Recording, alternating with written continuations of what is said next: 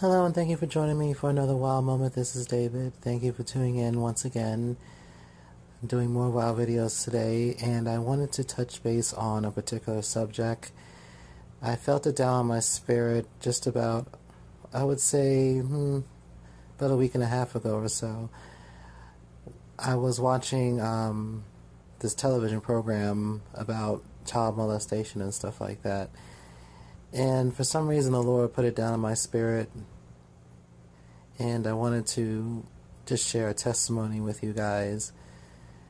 And it's a very important testimony, and I feel like when I do this, like venting, it's going to be pretty much a heavy weight that's going to be let off my shoulders, you know?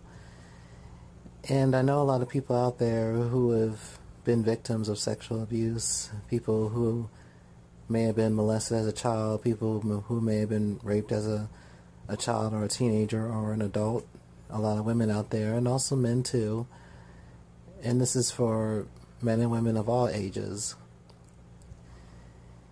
And I know some people who are suffering from this, who haven't really gotten over it, whatever happened to you.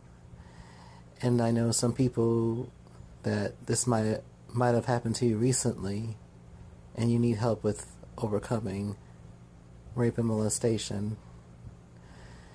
And today in the WoW moment, I'm going to be sharing my testimony, and I hope that what I share with you guys, it can help you overcome and prevail. In the name of Yahweh and Yahweh Shai, amen. So, I was someone who, I'm just gonna start from the beginning, basically. That's how I'm gonna start. It goes back to when I was around the age of 11 and 12. For someone like me, I knew about sex. You know, I was introduced to it by my father when I was 8 years old, when he introduced me to pornography at the age of 8. So I technically knew about sex. I wasn't, kept from it. It wasn't like I had no idea what it was, because I know some kids, their parents really don't talk to their children about sex and sexual abuse and what to do in these situations. But we live in a generation nowadays where a lot of children, a lot of teenagers are having sex at a very young age. And I just want to kind of touch base on this, because this really isn't about, kids and teenagers having sex at a young age. This is about kids, teenagers, and adults who have been sexually abused. So, getting back to what I was saying, I was around the ages of 11 and 12, and my first sexual encounters were very strange, very different, and against my will mostly. And when I say by that, I lost my virginity at the age of 11, basically. When I was younger, I used to be around my grandmother's house a lot of the times, and I always had this cousin who was a girl, basically, and we were cool, We spent a lot of times with each other. She was oftentimes very bossy, sometimes very rude and very mean to me and stuff like that. But she just happened to be around. And sometimes we would play games, or, she loved to sing, I loved to sing. Sometimes we would sing and stuff like that. And sometimes we would play games, and we would play games like play house. Like, I know a lot of people would know about this. For a lot of you adults out there who are younger, you might have played house to where the guy was the boyfriend or the husband, and the girl was the girlfriend and the wife, and she would pretend to be cooking and doing things like that, and the guy will be pretending to be working and being the man and stuff. That's how the situation occurred. And so we were doing that basically, and things would just turn out differently. And what would happen was, from what I remember,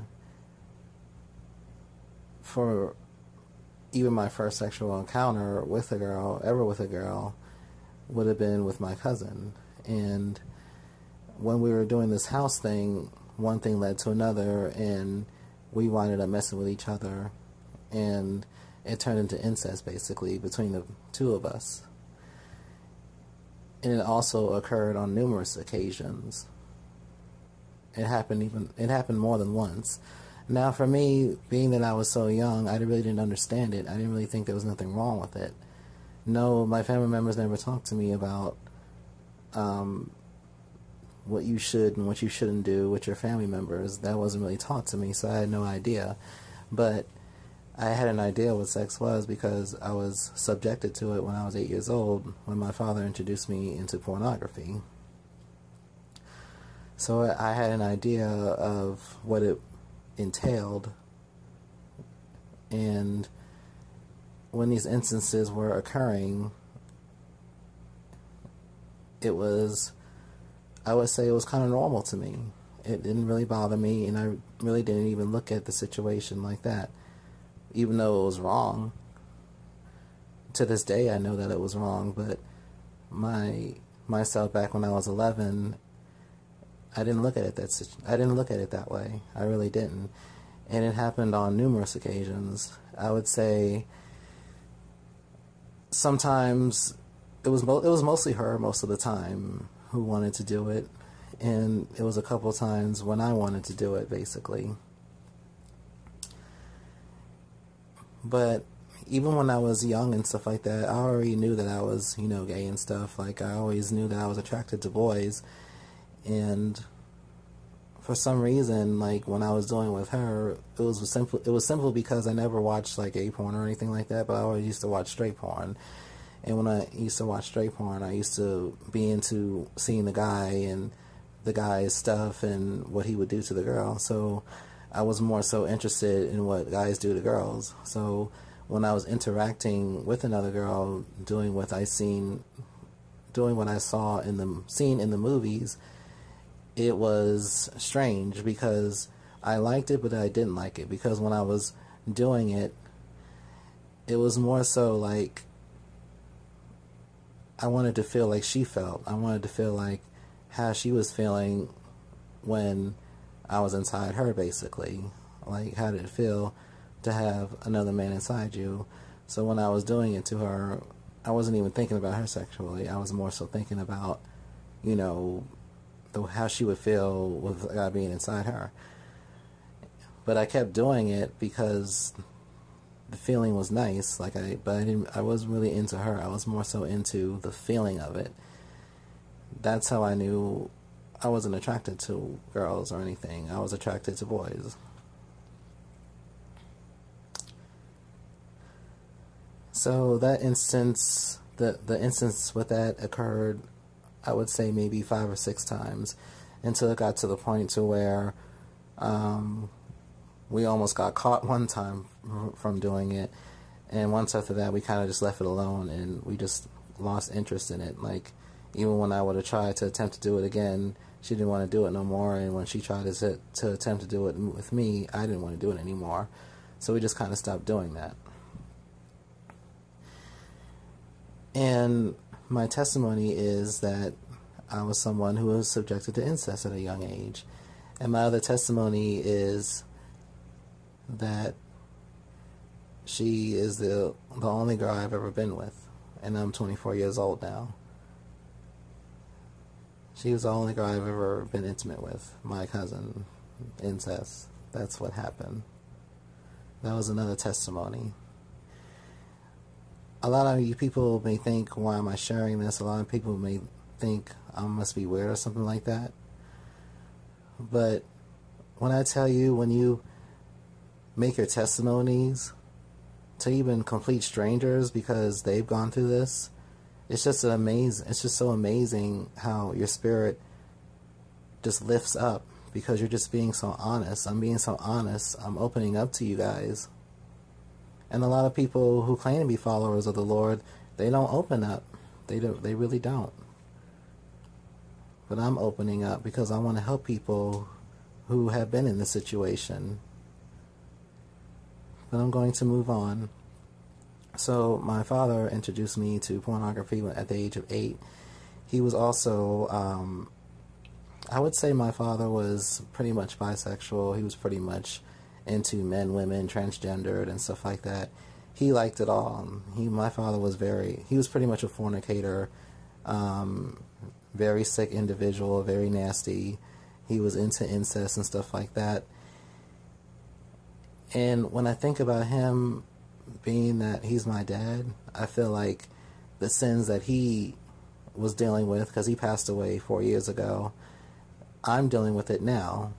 My father's bisexual, I'm gay. My father was a fornicator, I was a fornicator. My father, I don't know if he did incest or anything, but he talked about it a lot. But I did it. And then my father, you know, he would have like sexual talks, like asking me about like sleeping with my aunt and stuff like that, and I need to hit that, and just, my father, he was just a very sick person, you know. He would talk a lot of sick things, and he was also a substance abuse abuser, and he was also a drunkard. He used to drink all the time, and he would drink almost every night. And for me being a young child and stuff, like I said, I knew I was gay since I was younger, but I was very feminine. I was never masculine. And my mother would tell me stories like, you know, like I used to have like long tank tops and I would just wear them down, pull them down like I was wearing a skirt. Or sometimes I would put on her nail polish and her lipstick and stuff like that. Or I would prance around in her heels, or I used to do that with my grandmother's heels, and I used to remember that too.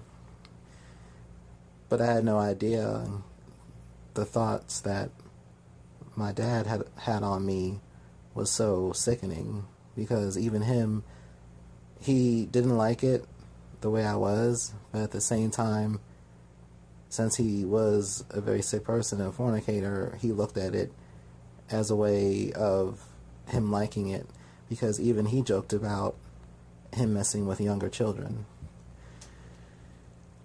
There used to be stories about my brother, who's older now, how my father used to beat him and stuff, and he would kind of mention about he was hurting in his private areas, and at the family tables when he talked about it, my dad used to laugh upon it, and he used to laugh at it because he knew what he was doing to my brother, and I believe what he was doing to my brother was going to happen to me soon. But again, when you're a child, you don't look at the big picture until you become older and until you start learning more stuff about yourself into adulthood. There was a couple of times where I was pretty much alone with my dad and he would drink. And I was always someone, whenever he needed something, like get him a beer or clean this or grab this, or whenever he called my name, I used to always come a-running, basically, because I know if he had to call my name twice, he would, you know, probably beat me, or I was afraid that he would yell at me, or I was afraid that he would go up beside my head like he used to say, which he would do. He would hit me up the side of my head, or he would beat me.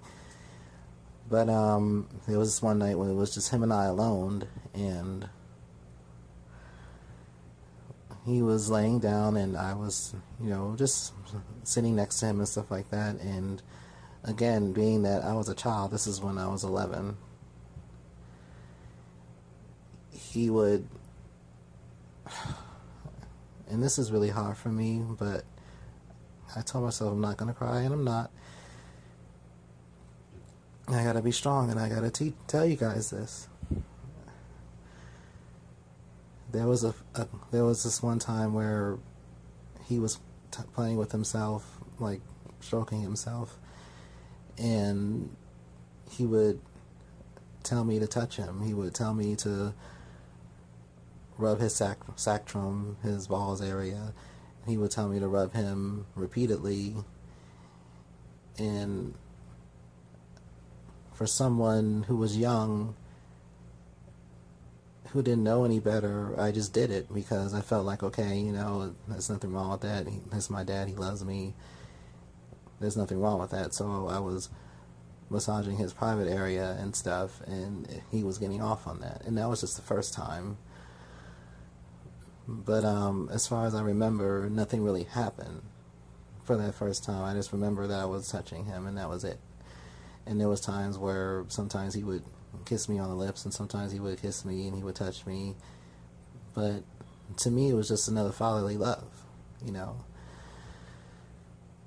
So that was at one time. The second time was when my mom was home, but we lived with my grandparents basically because I came from a family who didn't really have much money and stuff, and we didn't have money to afford our house, so we were staying at my grandparents' house. But we stayed in a basement that was made into two different rooms. One room I had, and another side of the room they had. And sometimes my father, he would be in his brother's room, my uncle's room, and sometimes he would go up there. Oftentimes he would go up there to drink and just to get away from my mom, just be to himself when they weren't getting along, when they used to argue, because my parents, they used to physically fight and verbally argue with each other. And there was some nights where I could hear my father beating on my mom and stuff, and I used to cry because I didn't know what I could do. I didn't know what I could do to help her because I was so little. I didn't know what I could do. And there was this one day when my mother was downstairs sleeping, my father was upstairs drinking, and I just wanted to go check on him just to say hello. And we were talking in my uncle's bedroom when the door was closed. We were just talking, we were playing around, joking around. My father, he was always someone who was a very funny person and stuff, but we were just kind of like play fighting and playing around, and one thing led to another, and I don't know what happened. The next thing I knew, he was being really rough and like touching me that a way a father should never touch his son. Also, when that was happening, he was kind of hurting me in one sense, and I started to cry a little bit. And when I was doing that, he was telling me, you know, shut up, don't say anything, don't call out to your mom, I ain't gonna hurt you and stuff like that. And I was trying to be comfortable and I was trying to be cordial, but he just kept hurting me, you know. So when I tried to leave, he got up and he picked me up and he threw me on the bed, and that's when I started crying. He just kept telling me to relax, and then, you know, I think from what I saw, he started to remove his pants and stuff like that, and I could see his underwear. And what he did, when I was on the bed, I tried to get up to run, and he just held me down, and he turned me on my stomach. Basically, he turned me around, and he started to caress me even more with his hands, and he basically pulled my pants down a little bit, and I could feel, I could basically feel his thing touching me, but he didn't put it in me. Basically, he was just like attempting to, but he didn't really go that far. And the next thing I knew, before he was about to do it, because I can feel it against me, and I was on the bed crying and stuff like that, and he had his hand on the back of my neck holding me down. That's when my mother started to call me, and she was coming up the steps looking for me, and he quickly let me go, and he pulled his pants up and stuff, but he was still wrecked basically. And my mother came in the door and said, what's going on in here, because she saw me, you know, crying and stuff like that. And she was asking what he was doing. He said nothing, basically. He said I was just talking to him, you know, trying to teach him a lesson, basically. And she told me just to go back downstairs in my room in the basement and stuff while they started to argue. I don't remember what it was, but you know, that's what had happened. And that was the second time that my father, you know, molested me and stuff. But it was the last time it ever happened, because I think my mother knew what she was seeing, and she knew what he tried to do to me, because I already knew she already knew what he did to my brother. And I think she may have threatened him, she may have said, you know, don't you touch him or I'll kill you or anything like that, but I don't know, because I wasn't there when the conversation was being told. She was very calm, and she was, you know, holding back the anger and stuff, because, you know, she was just really upset. But ever since that day, he stopped doing what he was doing to me. He stopped touching me, he stopped kissing me, he stopped making me do stuff to him, and that was that. I want to move on to something else.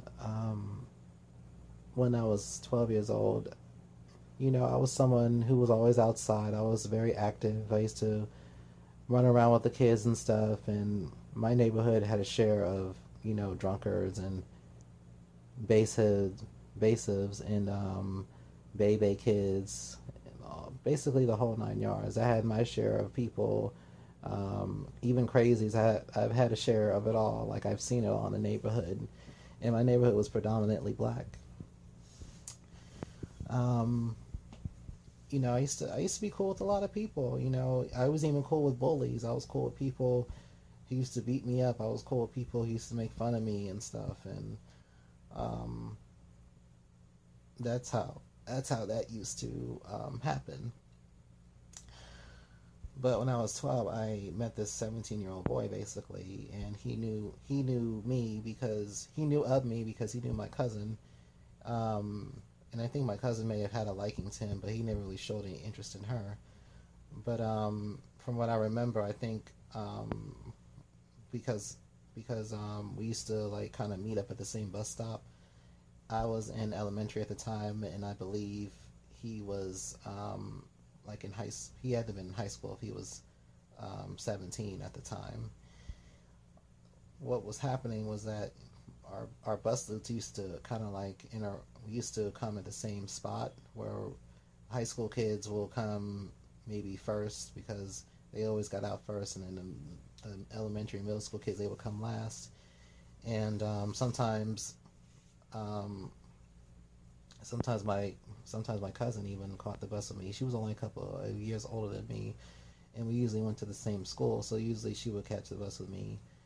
And we knew this boy, and I'm not going to say any names in the video because it's not important, but what it was is that the boy knew of me, and he met me and stuff like that. And what it turned out to be was that he was more around more often. He was being more nice to me. He was being more, you know, open and stuff. And I felt like at the time I had an attraction to him too, because I was always attracted to boys, and he was a nice looking person. He was very, I would say, I wouldn't say from the hood, but he was very thuggish. He was very, you know, a hood type of guy, a black guy as well. He was a young black boy, but he was very nice to me and very friendly to me, and I kind of had an attraction to him. But at the same time, it wasn't a serious thing. But there was times where we used to hang out and stuff like that, and there was always talks about what I like, what my interest was, and he already knew that I had an interest in, you know, he had an idea that I had an interest in men and stuff like that, because he used to ask me about girls, like, what kind of girls do I like, and I told him that I wasn't really interested in girls and stuff, but, you know, I thought about, you know, liking some boys and stuff, and he knew that I was, you know, feminine at the same time, and he knew that I was different from the other boys in the neighborhood, because all the other boys were very boyish, and I was the only one who was pretty much feminine and stuff like that, very soft. So there was this one time we were hanging out, basically, and it was in the back of my grandmother's house. My grandmother had this, like, really big tree and stuff, and it was like so big, like, and very thick and very wide, that you can like play hide and seek and hide behind that tree because that's how big it was. And my grandma had a balcony where you can just go out the balcony and just look and stuff. And in the yard, it was very, very secluded. There was nobody really in the backyard. This was around the time my grandfather wasn't home, and I was hanging out with the boy. And this is when the boy, he started basically, he was talking to me, and from what I remember, he was making sexual advances towards me, and one thing led to another, and he kind of, I wouldn't say coerced me, he coerced me into doing something with him. It was more of a kind of like a dominant kind of situation, like he was actually, he wasn't asking me, like he was telling me, like he was saying, he said basically, he said to me that he wanted me to give him head. And what happened was that, like, he showed me his thing and he told me that he wanted me to do it, and he told me if I didn't do it, he was going to hurt me, basically. So I was like, okay, I have an idea of this. This can't be that bad. So I went down on him, and until he came, basically, and that was it. And after I was done, he would tell me, like, if you ever tell anybody, I'll kill you, or this and this and that, or I'll really hurt you, or I'll hurt your cousin, or I'll come for you after school and stuff. But the thing about it was that it became a regular thing. He kept doing it, and he got comfortable with it, and the more that he would force me to have sex with him, he would be more demanding. He would be a little physical and more verbal and stuff. So technically, this happened for about 3 years. It happened for 3 years where basically he sexually abused me on and off for 3 years, and I never told anybody. I was too scared because he always threatened that he'd hurt me, that he would kill me. But it came to the point to where I got so afraid of him and I got so tired of doing it, and it got to the point to where I stopped going outside, started trying to hide, and I started to hide from him. And he was always the type of person when he told me to do something and I had no choice to do it, or he was going to do something, he was going to hurt me. That's that stronghold he had on me. And he was always the type of person, he told me that, he said in his words, like, I'm a demon, I'm evil, I'm a demon and stuff, and I can kill you. Like, he was saying, like, literally he was a demon.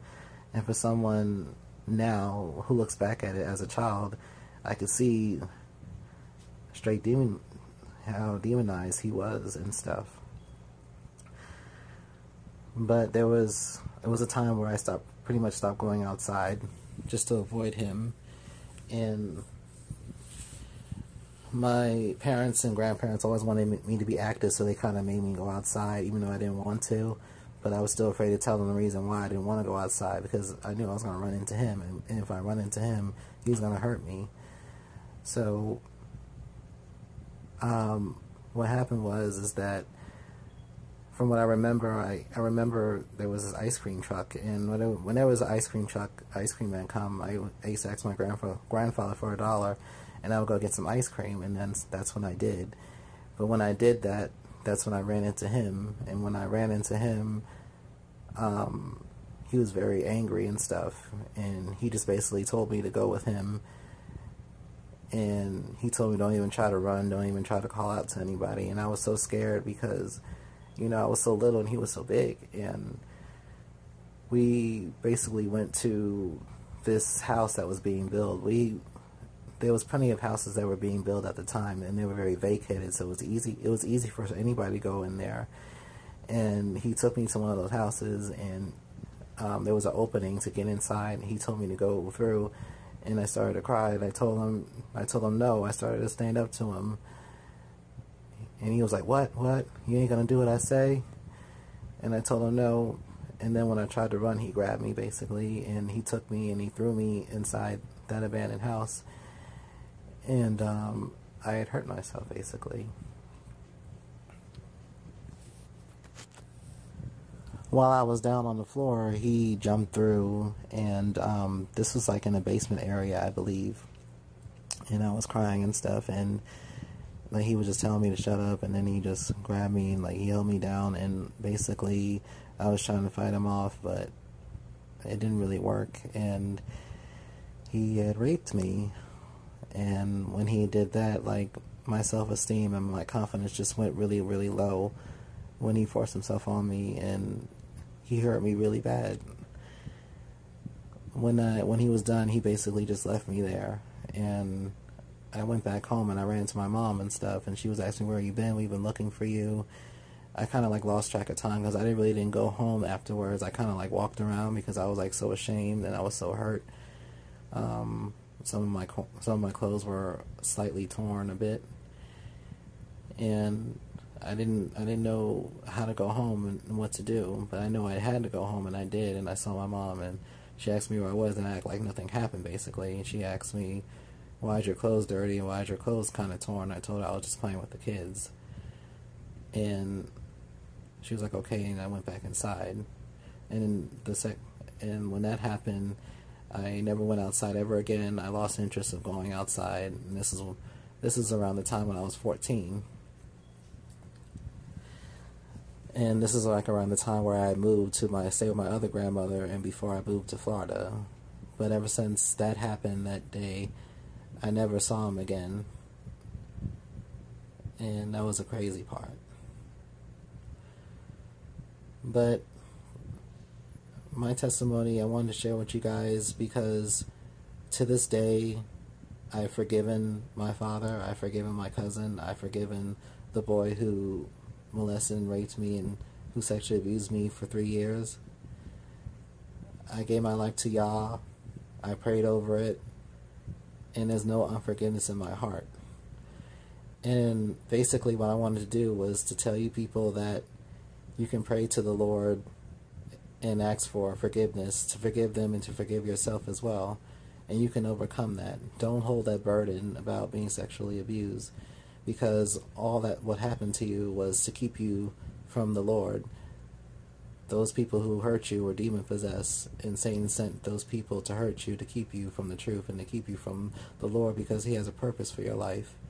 I didn't know I had a purpose for my life until I was led to the truth, and I've forgiven those. And I became a better person. And you can become a better person too. Thank you very much.